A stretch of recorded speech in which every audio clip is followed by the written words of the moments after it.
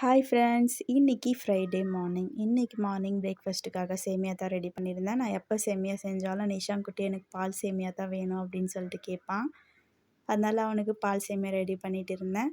அதுக்கப்புறம் நிஷான் குட்டி வீட்டுக்குள்ளேயே சைக்கிள் ஓட்டிகிட்டு இருந்தான். அதுக்குள்ளே செஞ்சு வச்ச பால் சேமியாவும் ஆறிடுச்சு. அவனுக்கு கிண்ணத்துல போட்டு கொடுத்துட்டேன். அவனும் டிவி பார்த்துட்டே சாப்பிட்டுட்டு இருந்தான். அதுக்கப்புறம் இன்றைக்கி ஃப்ரைடேன்றதுனால வீட்டில் வேலை அதிகமாக இருக்கும் இல்லைங்களா, சரி வேலைலாம் முடிச்சிடலான்னு சொல்லிட்டு கிச்சனுக்கு வந்துட்டேன். கிச்சனில் சிங்கில் பாத்திரம் அப்படியே இருந்துச்சு கழுவாமல். பாத்திரம் எல்லாம் கழுவி முடிச்சுட்டு எடுத்துன்னு போய் வெளியே வெயிலில் வச்சுட்டேன். அதுக்கப்புறம் கிச்சனையும் நீட்டாக க்ளீன் பண்ணி விட்டுட்டேன்.